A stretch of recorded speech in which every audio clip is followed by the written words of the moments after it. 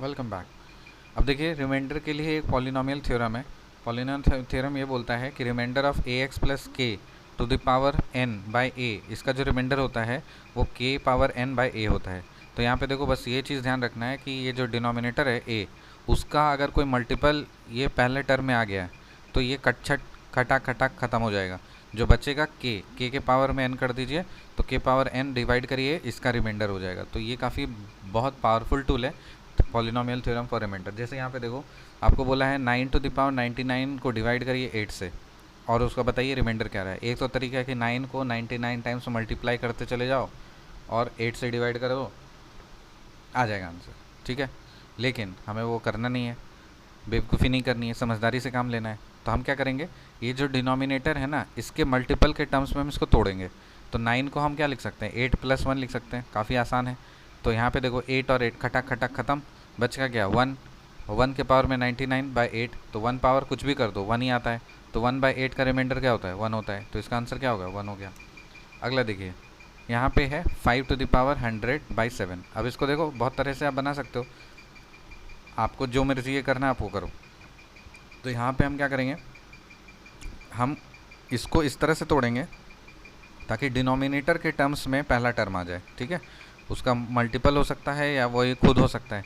जैसे 5 के पावर में 100 बाई 7 है ना, तो इसको हम क्या लिख सकते हैं, 7 को क्या लिख सकते हैं, 7 माइनस 5 को क्या लिख सकते हैं, 7 माइनस 2 लिख सकते हैं। 7 ये खटा खटा ख़त्म, बचा क्या रह गया, -2। तो -2 के पावर में 100 बाई 7। अब ये तो -2 है तो पावर में इवन है, तो यहाँ पे तो ऑब्वियसली ये गायब हो जाएगा, ये माइनस गायब हो जाएगा। तो यही बराबर हो जाएगा remainder 2 to the power 100 by 7। अब ये जो 2 टू द पावर 100 है, इसको भी 7 के टर्म्स में हमको चाहिए। तो कैसे लेंगे, हमको पता है इसको 8 बना देंगे तो काम चल जाएगा। तो 2 क्यूब 8 होता है, तो यहाँ पे हम 2 क्यूब कर दिए और उसके पावर में कर दिए तो 33 करना पड़ेगा, ठीक है ना। 2 क्यूब और उसके पावर में 33, तो ठीक है। तो ये 7 प्लस 1 हो जाएगा पावर 33 बाई 7 इंटू 2, यहाँ से खट खट ख़त्म। तो इसमें क्या हो जाएगा, पहले वाले का रिमाइंडर 1 हो गया, दूसरे का तो 2 है, तो 1 इंटू 2 बाई 7, इसका रिमाइंडर क्या हो जाएगा, 2 हो जाएगा। समझ में आ रहा है कैसे हुआ।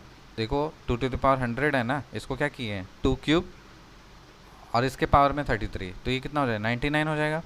2 टू पावर 99 लिख दिए और एक पावर इधर है, तो मल्टीप्लाई करें, पावर साइड बेस सेम आता है, पावर साइड होता है, तो ये पूरे मिला करके 2 टू द पावर 100 हो जाएगा ना। लेकिन हम ये क्यों कर रहे हैं, हमारा फ़ायदा करना है क्योंकि 7 के टर्म्स में हम चाहिए। अब 7 के टर्म्स में तो आप 14 प्लस वे कर सकते हो, बट वो थोड़ा बड़ा हो जाएगा। तो हम सबसे आसान है 8 से काम लेना, क्योंकि 8 को हम 7 प्लस 1 लिख सकते हैं, तो उससे काम हो जाएगा ना।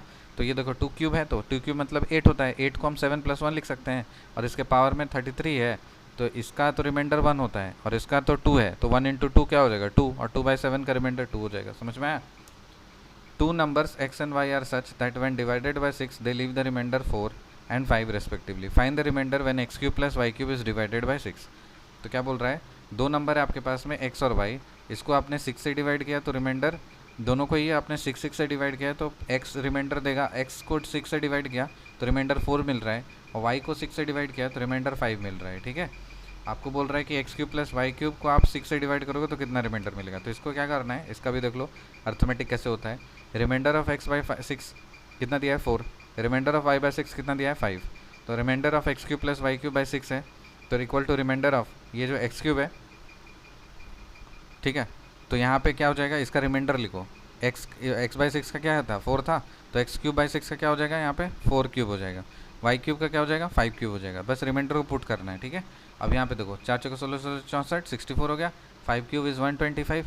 अब फिर ये तो हमें से पता है 64 को 6 से डिवाइड करो रिमाइंडर 4 आएगा और 125 को 6 से डिवाइड करो रिमाइंडर 5 आएगा।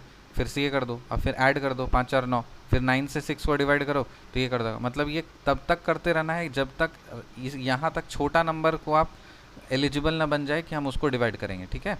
और तब तक ये आपका रिमाइंडर बैठ बैठ करके अर्थमेटिक फॉलो होगा। मल्टीप्लाई है तो मल्टीप्लाई होता चला जाएगा, प्लस है तो प्लस होता चला जाएगा, माइनस है तो माइनस होता चला जाएगा। यही करना है आपको, समझ में आ गया। देखो what is the remainder when n is divided by 10। अब यहाँ पे क्या करना है, इसको आप 10 से डिवाइड करो और इसका रिमाइंडर निकालो। तो रिमाइंडर निकालने के लिए क्या करोगे, इसको फैक्टोरियल को देख करके कभी घबराना नहीं चाहिए, क्योंकि इसमें सिर्फ 4 फैक्टोरियल्स तक काम आता है, बाकी सबसे कोई लेना देना ही नहीं है। क्यों, क्योंकि जैसे 1 फैक्टोरियल 1 होता है, 2 फैक्टोरियल 2 होता है, 3 फैक्टोरियल 6 होता है, 4 फैक्टोरियल 24 होता है, 5 फैक्टोरियल 120 होता है, 6 फैक्टोरियल 720 होता है। तो सबका यूनिट डिजिट है, तो लास्ट में क्या है, सब 0 0 0, कोई काम का नहीं है हमारा। तो यहाँ पे जैसे ही आप ऐड करोगे तो यहाँ पे 1 + 2 + 6 + 24 + 120 ये सब खत्म। तो मतलब 5 फैक्टोरियल से लेकर के 1000 फैक्टोरियल, इसको सपोज हम m मान लेते हैं, ये हमारे एक्चुअली काम का है नहीं, तो हम m मान लेते हैं ठीक है, चलो जो भी है, नहीं पता हमको इतना, जो भी समय आएगा मान लेते हैं m आता है। तो इसको हम क्या लिख सकते हैं, 31 + m, मतलब m + 31 to the power of 40/10 करेंगे।